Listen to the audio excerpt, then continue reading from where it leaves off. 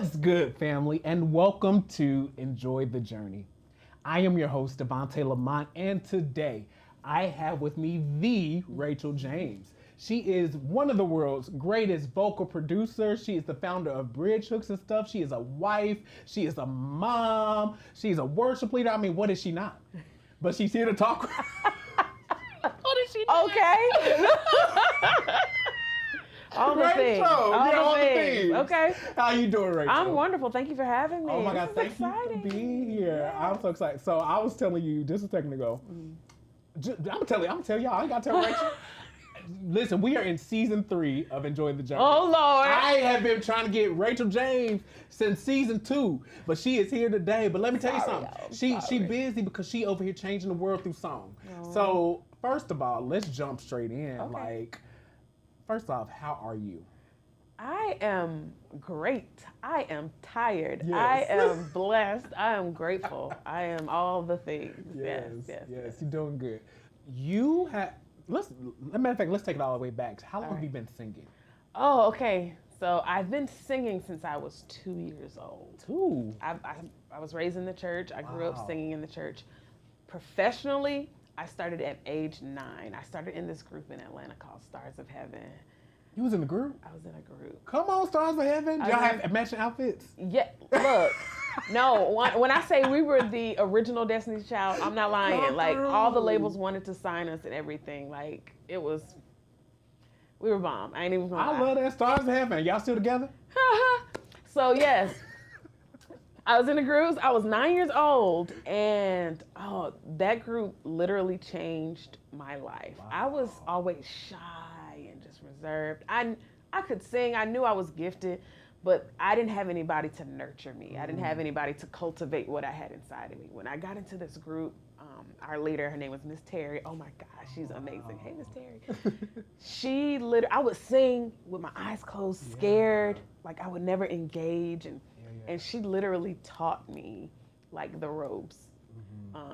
She taught me industry. She taught me presence. She taught me how to be relational when you're, communicating on stage. At age 9, she's developing us at 9. And so I took that with me. I was in that group for like 10 years, like till I was 19.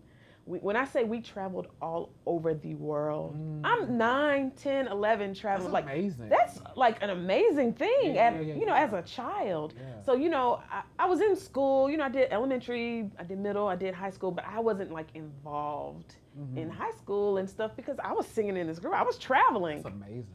So that really developed my love for music, my love for just being a creative, and that opened doors for, so many things. Literally, my life changed being in that group. Wow. And so after that group, I started singing with another local group called Lyrical. Wow. Lyrical was one of the most creative. We were so left field with our music. It was an amazing learning ground for me, and that developed me even more. And I was connecting with so many people while I was in that group, and they connected me with one person, and that person connected me, and then everything just kind of. So you've been literally singing.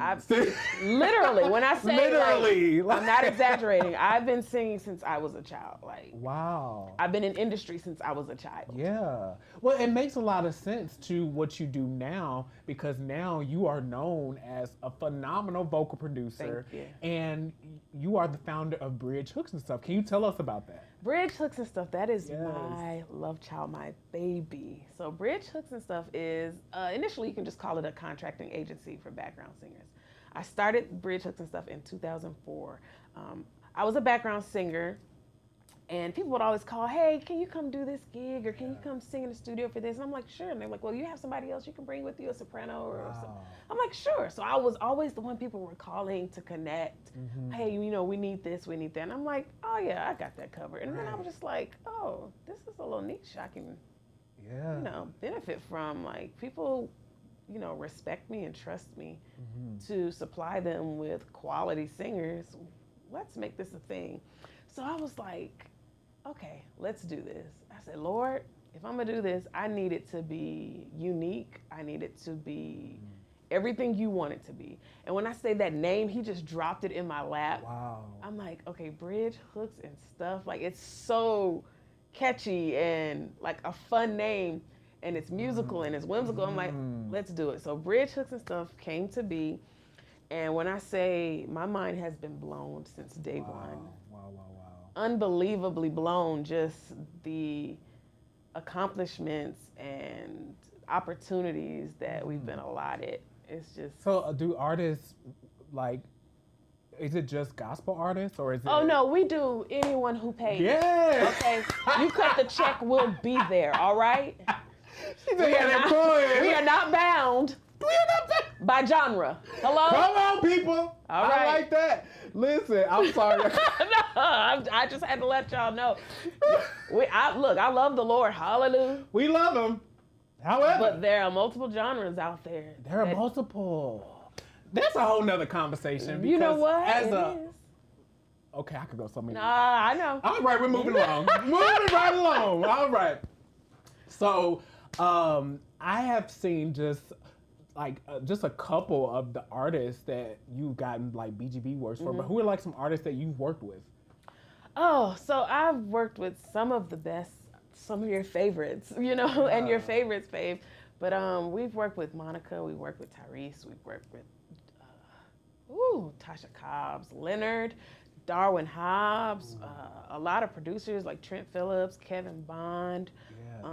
We do a lot of work on TV shows, so you may not see our faces, but you'll hear our voices. So our work has been on the Grammys, Billboard Music Awards, American Music Awards, Sunday Best we've done. Oh, wow. We've done Soul Train Awards. We've BET Awards. We just, whoever calls, and we are just grateful. When I say God has blown my mind with the opportunities, I'm just grateful because... But also another thing that's coming to me now, Rachel, is I feel like you have been built and graced as a vocal producer. Even like when you were talking about your experience at 9 years old, it was like you were being groomed for the industry. So now it's amazing to see how you are now a resource to other national artists and platforms to give them background vocals. Yeah. That is a lane and arena that I've never seen. Wow. And maybe I could just be young and naive, but I've never seen that until I encountered bridge hooks and stuff. Wow. And actually how I encountered bridge hooks and stuff, there was an artist and you were having auditions. This had to be at least 10 years ago. Oh, wow. But I remember at the time I was wanting to grow into singing more. And you had an audition. I was living in Indianapolis, Indiana. Okay, the auditions were in Atlanta. I was young at the time, so I remember, I think I caught a Greyhound bus. I don't think I've ever told you this. Oh my I took a goodness. Greyhound bus from Indiana to Atlanta just to be in your audition. Wow. And one thing I will say, and I didn't get that opportunity, but one thing that I will say that I learned from that experience, I remember when I had got off the bus, I had took a cab over to where the auditions were, and I remember there were hundreds of people. I've done a lot of theater work, and I had never seen that many people in an audition. And I was so amazed to see how excellent you had things organized. I mean, there was such an order to things. You wait here, there was a line here. It was almost like entertainment was going on while the audition was Right. I was like, I have never seen a level of excellence like this. Where does the level of creativity and excellence, even on the administrative side, come through with you? Because it's noted, like, you're just not gifted in just the gifting part, but even the administrative things and how things are ran with bridge hooks and stuff is amazing. It's funny that you say that because, I have staff, but because I grew up in the administrative world as well. So my mom, she was like the top executive for the city of Atlanta for the mayor. So I worked in the mayor's office for years as a child, okay? Wow. So my summers were spent working, answering phones, doing executive work, admin, clerical type work, okay? And so I have always known order, structure, being organized, all of that great stuff.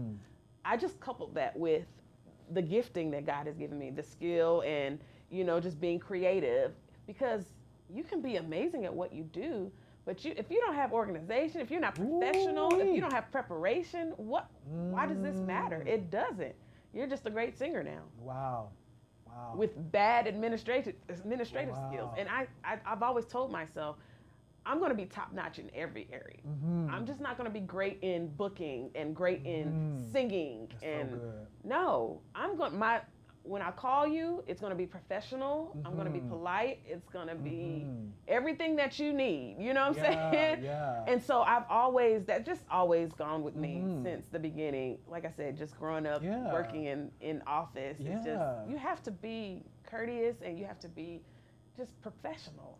If you could, because one thing that Enjoy the Journey is about, we get a lot of creatives, actors, entrepreneurs who watch this show. And so a lot of times the audience is gleaning knowledge from people in the industry like yourself. One thing that I have noticed in music, and like I remember even like some jazz concerts and things I used to do when artists, I used to book from there, but a lot of artists have great gifting, have great talent, but when it comes to their people skills, when it comes to how the foundation of things, the structure, business, there's no foundation. And so a lot of times the gift can't even be received because things weren't done right in the beginning. If you could even talk to the audience on camera, like what are some advice or tips you can give to artists about making sure that the administrative or the business side of things is done correctly?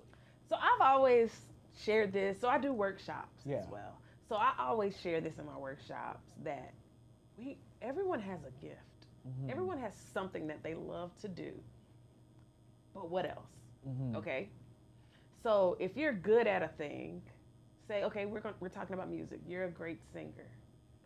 But if someone calls you, you fail to answer the phone or you don't call back or your communication skills are lacking a bit. And it may not even be just something, you may not even know that you're lacking. You may need help. You have to ask for help, okay? And not even just asking for help, you have to be able to receive criticism, constructive criticism. And that has been big for me, especially in the line of work that I do. People call me a pit bull in a skirt. They've been calling me that since the beginning. Okay, I'll take it. But I feel God has graced me to be able to polish, nurture, cultivate the same way Miss Terry did me. I feel like I'm gifted to do that now. I'm graced to do that now for others. You have to have more than just one lane. Okay, yes, you sing. I'm telling you, there are so many. You know this. Everyone can sing now, right? Everybody. Yeah. Everyone can sing. What else? What else? What else? You sing well, but you don't show up on time. You sing well, but you don't know how to write a check. You sing well, but you can't balance your account. Help us. These are all basics. And like I said before, you just don't know probably. Yeah. Some of you just don't know. We're here to help though. Yes. I'm here to help because I feel like I'm for the underdog. Yes. Okay. I love that. Because I was the underdog. I grew up in a church. Y'all know what church it is.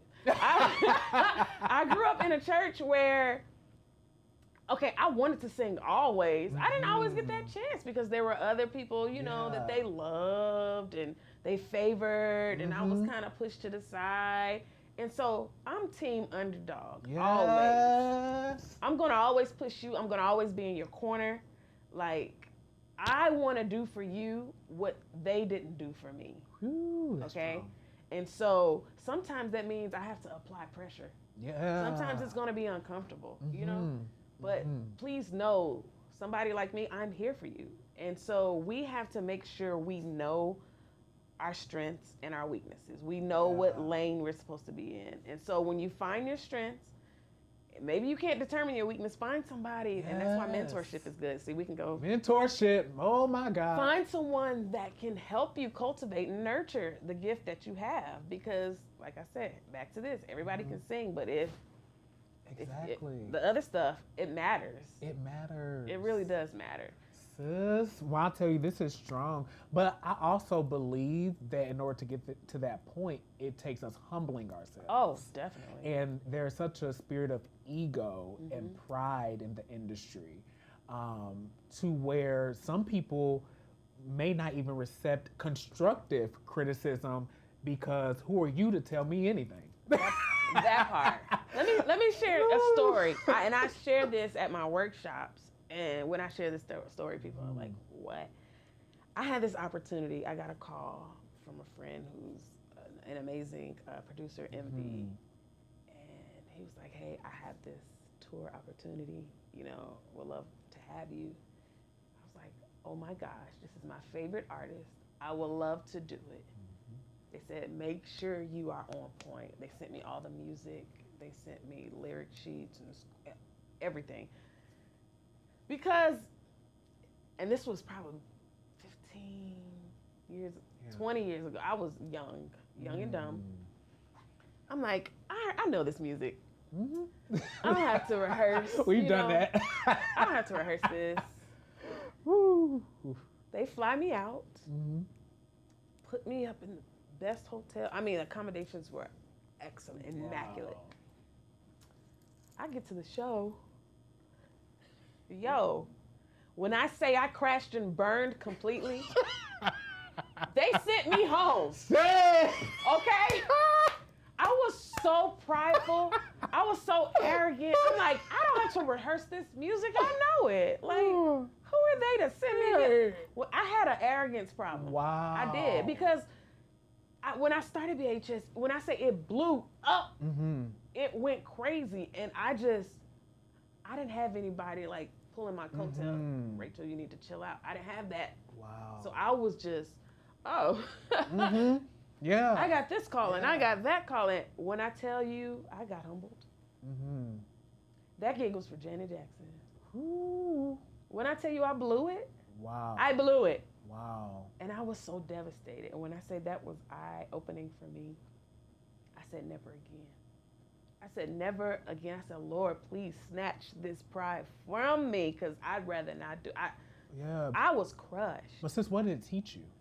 It taught me that you ain't that great. Wow. Clearly, first of all, there's so many others that do what you do, and they'll do it better, and they did, because they got booked, and I was sitting at home on my couch. Yeesh. Pride. That pride got me so bad. I said, Lord, never again. I won't. I'm sorry. I am sorry. Please. I don't. And I had to sit back and like, is this how people view me? Is this how I've been acting? And I'm just like, I've been a mess. Wow. But you know what, Rachel, I think it takes those moments of self-awareness. It does. And learning that, okay, I missed it here. And I always say that nothing is a failure if you have a lesson from it. That's right. And so I think it's very critical that we as a people take self-accountability. We have to. And what I notice in this day and time, there's a lack of accountability. Woo! Of accountability. Nobody wants to be accountable for anything. No. Their actions. No. I mean, nothing. You can't tell them anything. Can't tell them nothing.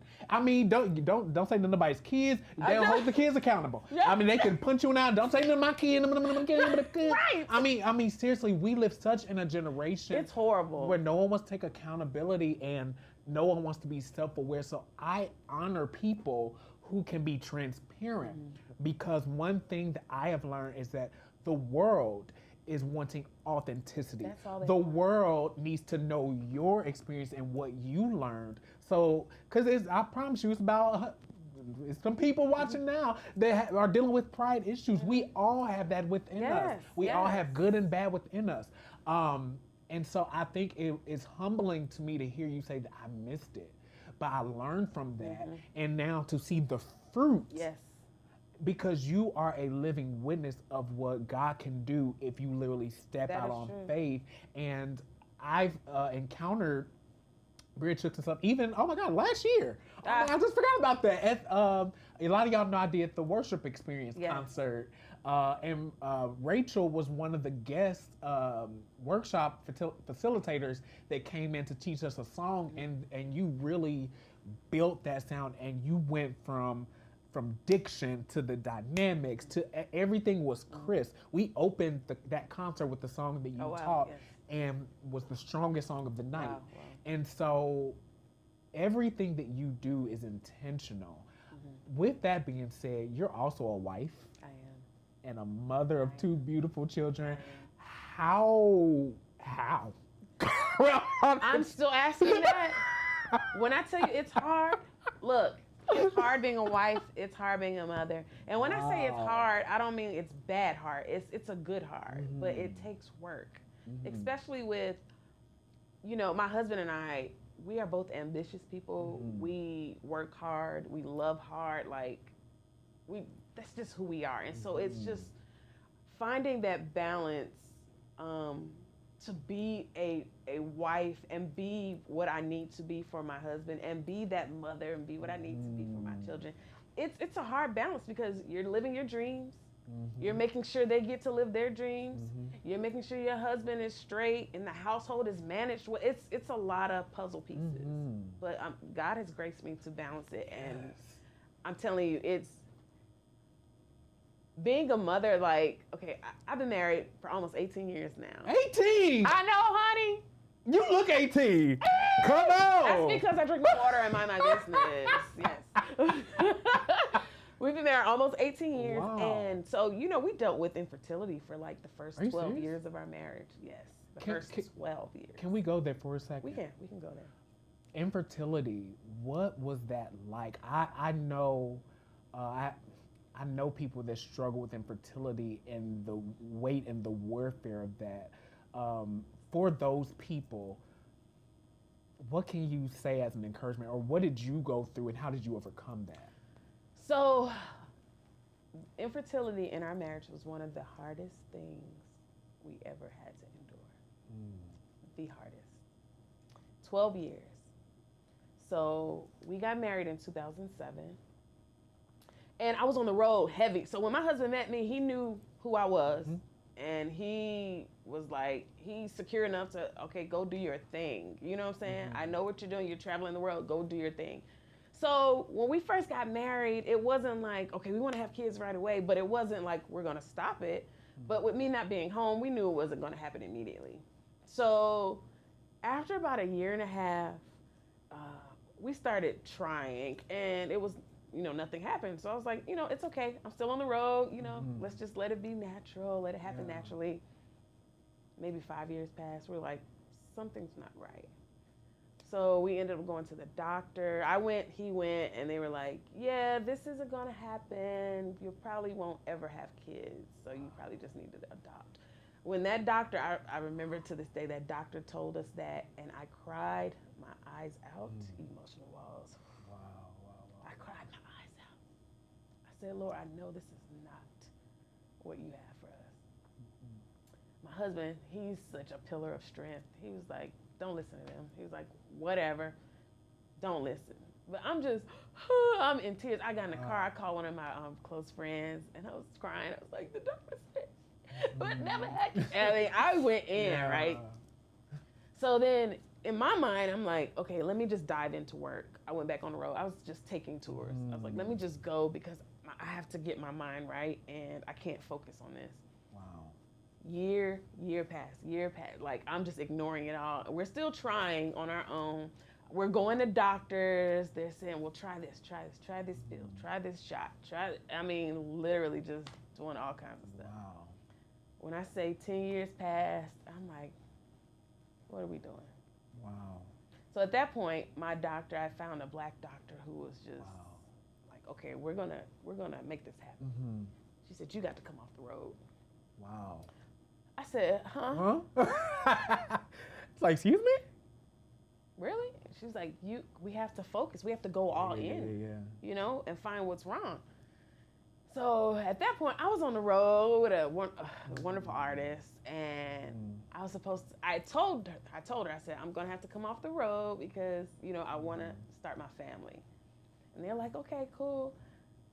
Didn't happen. I did not come off the road. I was too scared. Yeah. I'm like, no, this is what I love. Yeah. Like, Yeah. I have to stay on the road. 2 more years passed, no kids. Yeah. And my husband, he's being supportive, but he's like, look, if we're going to do this, you need to listen to this doctor. 2 years passed now, I'm telling you. And I'm like, okay, I need to come off the road. In my mind, I'm telling myself this, you got to come off the road so we can do this. And I'm like, Lord, I feel like I'm not going to do it myself. I need you to make something happen. Wow. Like, I don't know what you can do. I feel too weak to pull myself off the road. When I tell you, like, all hell broke loose, and I left in the middle of a tour because of just stuff. Yeah. And I was like, this was the only way he could get me off this road. Wow. It took a relationship breaking. Yeah. Woo. And I was just like, oh man, all I had to do was just get off the road 2 years ago. Yeah. Obey the first time. Obey the first time. Now this relationship is strained. Yeah. Yeah. Because I had to come off the road. As soon as I came off the road, when I tell you I got pregnant. Wow. I got pregnant. So we have been doing infertility treatments and they weren't working. As soon as I got off the road, boom, here we are.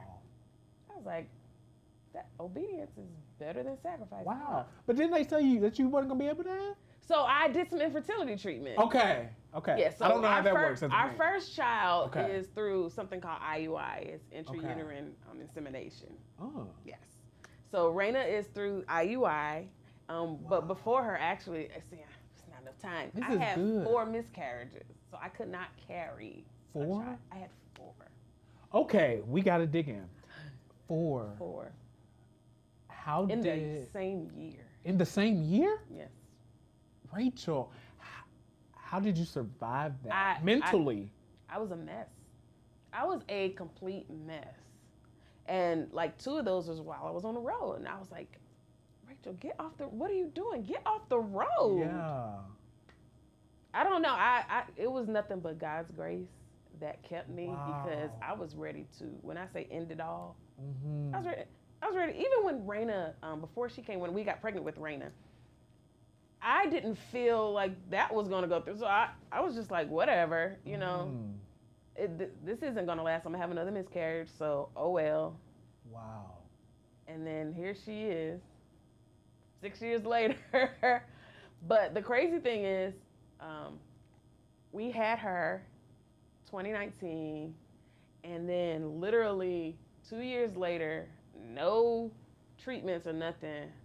Here comes Cord. I'm like, all right, Lord, what you trying to? What you trying to do?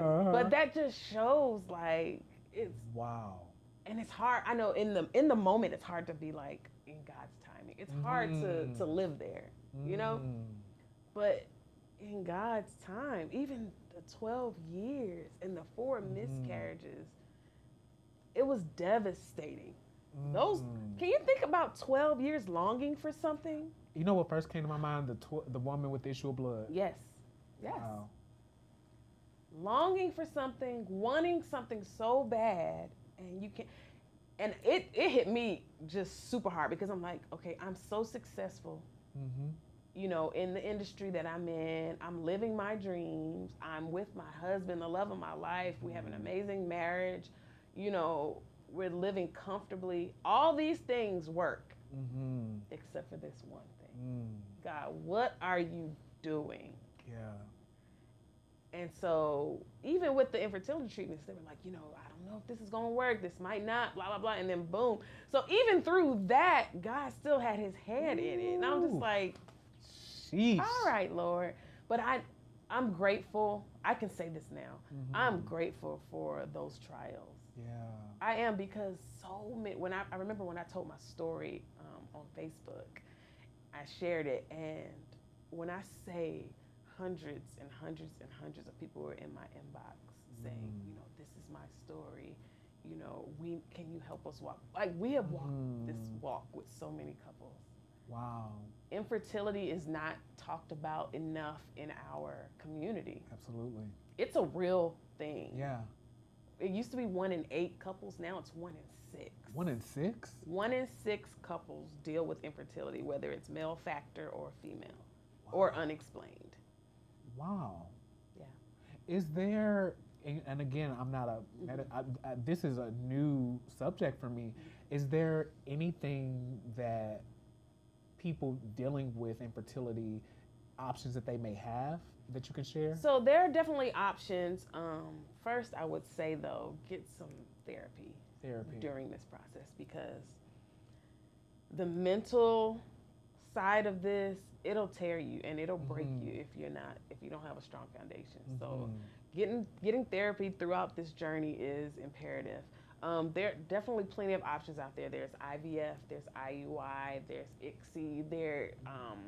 Some people go for surrogacy, donor eggs, donor sperm. It's so many options, but you have to be comfortable with whatever. Because there was a time when we started infertility treatments, we were like, is this the will of the Lord? Like, would God have us go to science? Well, where does that thinking come from? It's the world, it's society putting it in your head like, well, if it doesn't happen naturally, then it's not God, Wow. But God placed so many of these variables for us to grab hold of and use. So you have to find out what you are willing to do.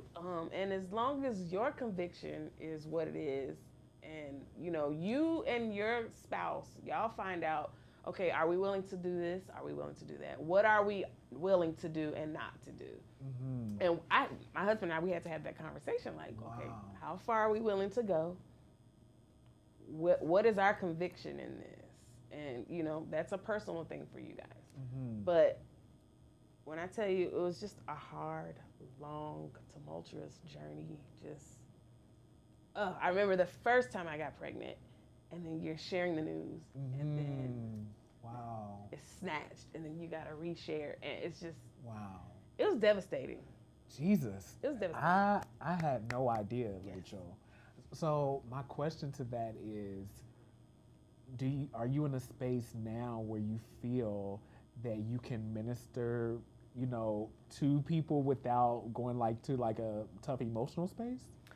Definitely. I think and it's gonna always be an emotional space somewhere in there for me.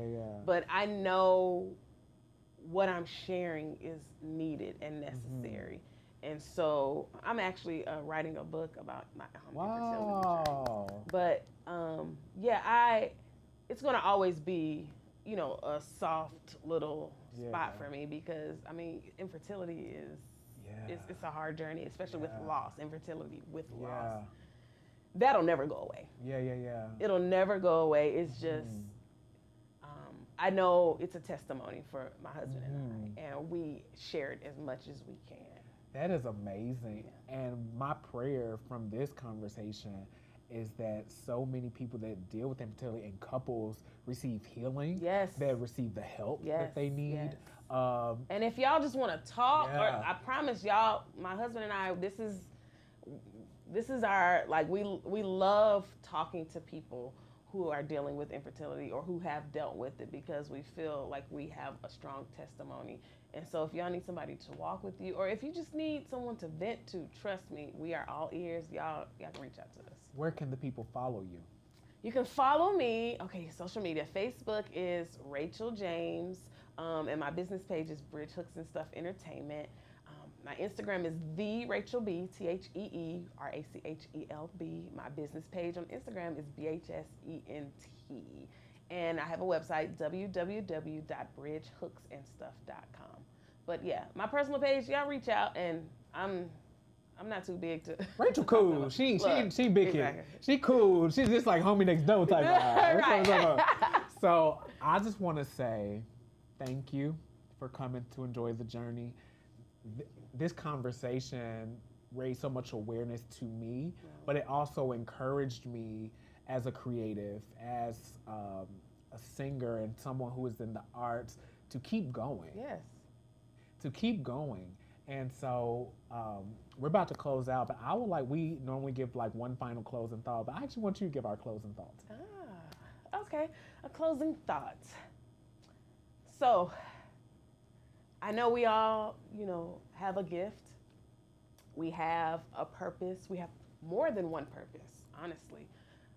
Whatever that is, dig in and go all the way. Find people who are doing what you want to do or who are doing what you're doing, and keep them around you. Allow them to encourage you. Allow them to give you some constructive criticism. Allow them to nurture you. Allow them to cultivate you, to push you, to pull your coattail when necessary.